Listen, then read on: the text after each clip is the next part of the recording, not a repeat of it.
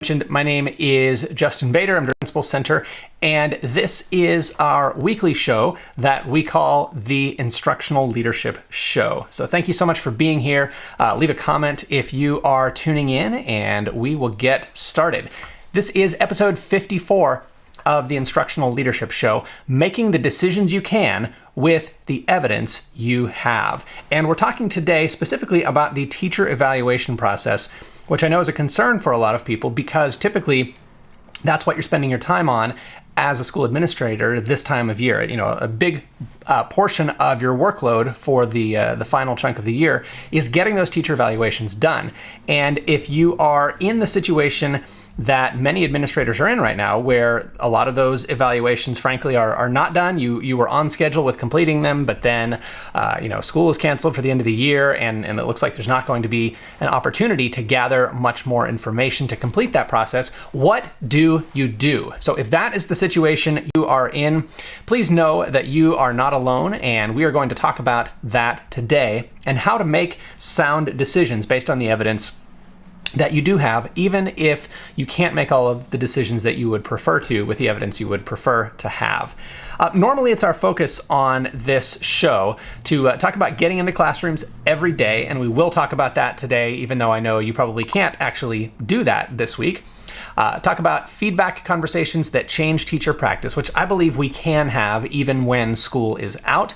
And it is our mission on this show, third, to help you discover your best opportunities for school improvement. And perhaps that one is on the back burner for now. But as a package, as a braided together strategy, these three approaches of getting into classrooms, having conversations with teachers, and then using that information, deciding how best to improve your school. That is our whole theory of action for the bulk of what we do at the Principal Center.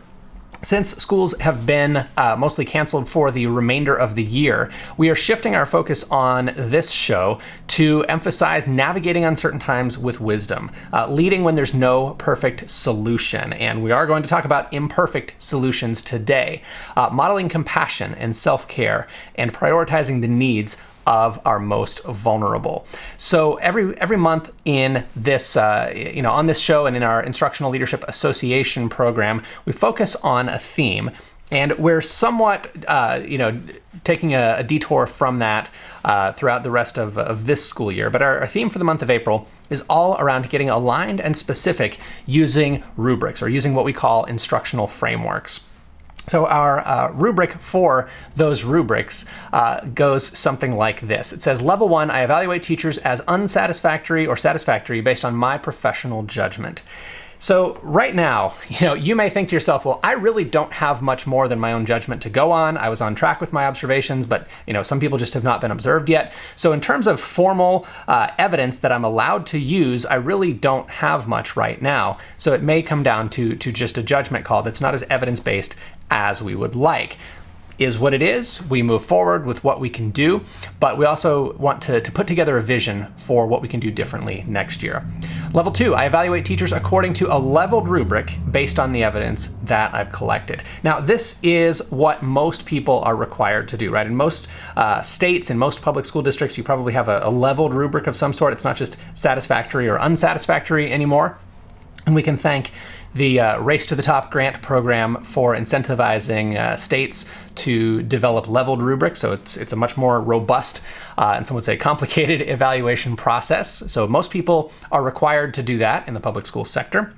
Level 3, I have regular evidence-based conversations with teachers using the language of our instructional framework. And of course, those conversations and the evidence that comes from those informal classroom visits adds dramatically to the picture that you have of each teacher's practice. The amount of evidence that you have to work with multiplies tenfold when you're in classrooms, 10 times more or 20 times more, as we teach in the Instructional Leadership Association. And then level 4 goes above and beyond. I gather evidence of teacher practice using the language of our instructional framework, and I have discipline-specific conversations with each teacher. Now, not discipline in terms of classroom management, but subject matter specificity. So we want to be as specific in those conversations as we can to make sure that we are being as helpful as we can to teachers, and developing those shared expectations in the form of rubrics is a big help for that. So we're going to talk a bit about that today. Our essential question for this episode, by the way, leave a comment if you're joining us live. I see we have quite a few people tuning in on Facebook, Periscope, LinkedIn, or YouTube. Let me know where you're joining us from. Our essential question for today is, how can we make evidence-based teacher evaluation decisions when we have less evidence than we usually do, less evidence than we feel like we need, and less evidence than we're accustomed to having? See, normally, we make these high-stakes decisions based on multiple, at least one, but hopefully multiple formal observations. We take lots and lots of notes. We have lots and lots of criteria, and we do our best to evaluate each teacher on each of those criteria, as well as within the overall categories. And sometimes we don't have to turn in as much about the sub-criteria, but we have to turn in ratings in each of the major domains or categories of that evaluation rubric. And often we have to give very specific leveled ratings. I don't know exactly what's required in your organization. And even when I was a principal in Seattle Public Schools, even from region to region, kind of depending on who your boss was, you might have to be more or less specific in terms of which areas you are rating teachers in. But let's look at the evidence question, because I think this is highly relevant to the work that we have to do between now and the end of the year.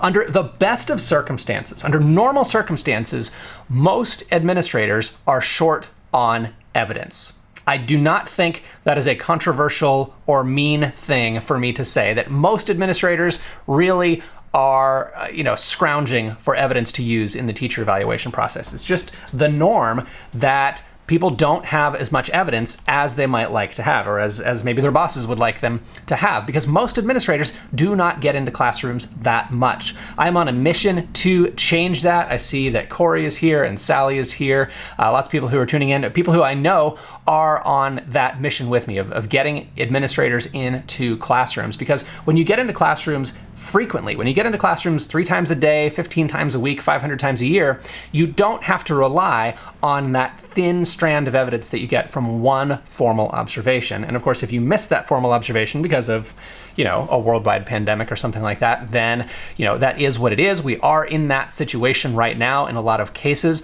but we want to avoid that situation even under normal circumstances. We want to be in classrooms as much as possible, so that we're not relying on making too little evidence to make high-stakes decisions. So I thought we could take some cues from what we do under normal circumstances and kind of adapt that to these very abnormal circumstances that we're under right now.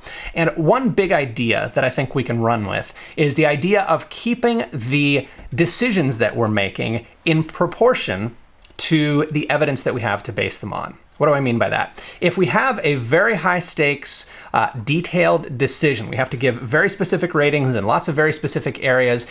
Obviously, in order to do that, we need lots of very specific and reliable information. It would be wrong to make a high stakes decision based on low quality information. If I just said, hey, send me an email and tell me about your performance this year. Tell me how you're doing this year so I can do your evaluation. Well, that would not be a very reliable form of data to just say, oh, email me about it, right? I would want to actually go and see for myself what that teacher's classroom was like, what learning was like for students. And ideally, I would do that more than one time. It's still difficult for me to even articulate that it's normal in our profession for principals to write evaluations based on just one observation, just one visit to the classroom the entire year. It's still, I know that that's the reality, but it still kind of flabbergasts me to have to say it out loud that we make these very high stakes, detailed decisions. We write pages and pages and pages about a single observation. And I just think we've got to keep it in proportion. If you're sitting on a tree branch, you're going to make the decision to sit on that tree branch based on how big around the branch is, right? If it's a little skinny branch, I used to tell my kids, or the kids at my school, if that branch is thinner than your arm, don't climb that tree. That branch is going to break. If you saw a branch that was really, really skinny right where it was attached to the tree, and then it got really fat and then really skinny again and then really fat, would that would that be a branch that you would sit on? And you think, well, it's all out of proportion. Like, it's going to break off. It's going to be way heavy out there. So if I sit on it, it's going to break. I think we've got to keep the whole process of making high stakes judgments about teachers in proportion. And if the judgment itself is high stakes, we have to make sure that our information is reliable. I didn't even put reliability on here because I'm assuming that we're always getting reliable firsthand information. But I did put the amount of evidence on here. So traditionally in the kind of old school system, there was not very much evidence collected, one formal observation, and that was it. And even that one might be kind of fudged. It might just be like a brief observation. It gets a little write-up. It gets an evaluation that's not very specific, but it's like a satisfactory, unsatisfactory. And I've listed this this top one here as, there it is, as low stakes, because even though there are real consequences to getting an unsatisfactory evaluation, the reality is that under these old-fashioned evaluation systems, almost nobody was ever marked unsatisfactory. In fact, there were whole states where for an entire years, like almost nobody was marked unsatisfactory. And I saw a study a few years ago that said a lot of districts went years between marking even a single teacher unsatisfactory. So in theory, the stakes have always been high for teacher evaluation, but in practice, we haven't really used those systems the way they were designed to document poor performance. So I'm calling that low stakes. Around 2010 or so, we had the Race to the Top grant program, and evaluation systems were modernized, which I think had some good elements to it. We have much more specific evaluation criteria, but those of course require that we have much more evidence. And I think it was probably smart not to make the requirements too difficult for principals to actually pull off, but I think from an evidence standpoint, it's not, one or two observations, 3 at most, really just is not enough to really know what's going on in a classroom. We really got to get into classrooms more than that to be able to make a high stakes and high specificity decision. Now, I marked modern evaluations here as moderate stakes as well, not high stakes, because again, we're still not really using them as a high stakes thing for most people. Really, the chances of any one person being marked unsatisfactory are still pretty low. For coaching and walkthroughs, how can we keep the evidence in proportion? Well, it's a little bit easier here because we have low stakes, so we don't need a lot of evidence to make a low stakes decision. And we can be very specific because we can get a lot of information about a very focused topic. You can say, hey, come see me. A teacher can say, hey, come see me on Friday. I'm doing XYZ. I'd like you to give me feedback on that particular practice that I'm using. And we can have both high specificity and high evidence and have a good conversation. What I would like you to think about is, what situation are you in right now when it comes to the teacher evaluations that you have got to write and wrap up here by the end of the year? Do you have lots and lots of evidence? Do you have lots of kind of impressions and informal you have a good sense from being in classrooms, but maybe not written evidence? Whatever you have right now, frankly, that is what we are going to have to go with. And next year, I want you to be in the situation where you have all of the evidence you need way far in advance. You have tons and tons of context, tons and tons of evidence, because you're getting into classrooms often. Hopefully I have a copy of my book here. Nope, I don't. I was going to reach for it, but it's somewhere else. My book, Now We're Talking 21 Days to High Performance Instructional Leadership, is all about that. And if you'd like a copy of that, we're actually doing a $1 membership trial today. If you go to principalcenter.com/quarterly, you can learn more about that, and we'll send you a copy of my book, and you can get in on that system for next year and learn about it right away. As far as evaluations for the rest of the year, I'd like to encourage you to think about what decisions you really have to make. For most people, this is going to simply be is this person satisfactory or unsatisfactory? And if you still have to fill out a 4-point rubric where there's basic and proficient and distinguished and all that, unless you have evidence that says otherwise, probably you're going to have to mark most people as satisfactory.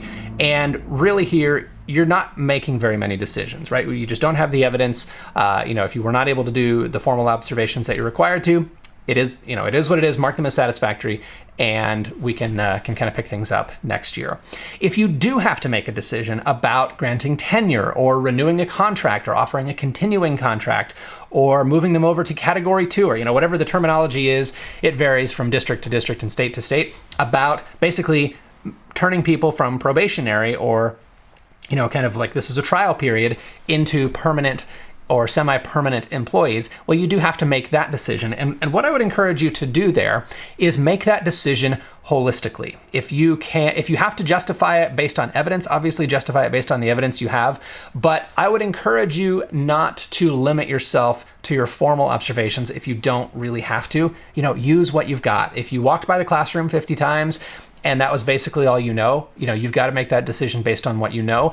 Or if you can put off that decision, I know that's an option in a lot of places where they're saying, okay, if this was your year to either be granted tenure or not, we're going to kick that decision to next year. And I'm a big fan of that because we've got to not deceive ourselves about making evidence-based decisions when we don't actually have the evidence. If you are a private school and you have at-will employees and people basically can be asked back or not, again, we're making those decisions holistically. The evidence is not as much of a challenge there. And then, of course, if you have serious concerns about someone's performance, you may not be able to initiate the probation process right now. It may be something that you have to pursue next year.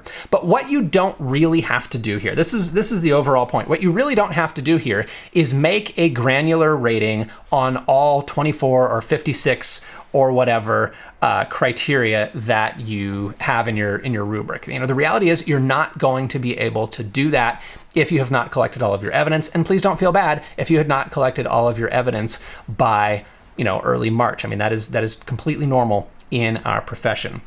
So plan A for next year, my friends, is put yourself in a position where you have all of the evidence you need no matter what happens. Get into classrooms every single day, 500 times a year, and you will never find yourself in that situation where you don't have enough evidence. Plan B, which we probably have to use now, is default to satisfactory. If we don't have the evidence now, if it would be a contentious process to say, okay, this person's unsatisfactory, but I don't really have the written evidence, so I'm going to try to not have them come back next year, but they're probably going to be successful if they fight it.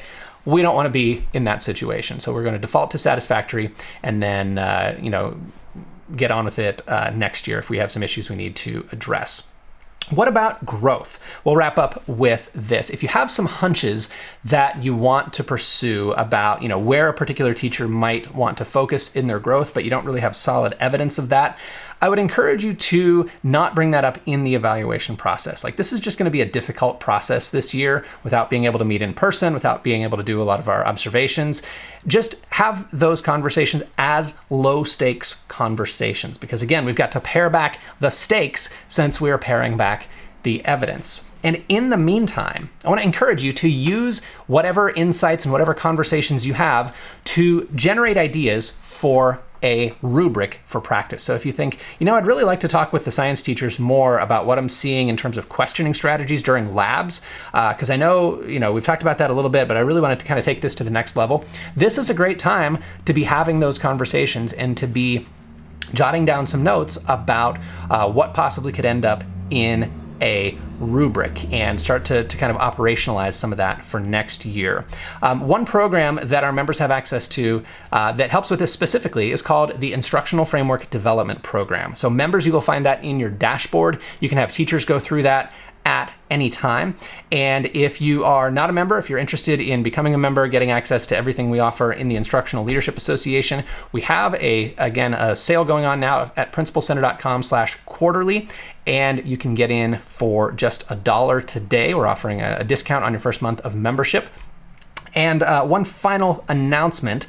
This is especially for our members. Next Thursday, I'm very excited. We will be having our April roundtable with Dr. Robin Jackson. So watch your email for the invitation link to join that video conference with Dr. Robin Jackson. We're going to be talking about feedback and accountability and expectations when teachers are working remotely. And very honored to have Dr. Jackson, one of our profession's leading thinkers on helping teachers grow and leading your school. If you are not a member, if you're not familiar with Dr. Jackson's work, definitely check out her podcast, SchoolLeadershipReimagined.com. Just a wonderful, incredible, it's almost worth a master's degree to listen to that podcast. So check that out. And members, keep an eye on your email for the link to join our roundtable with Dr. Jackson next week.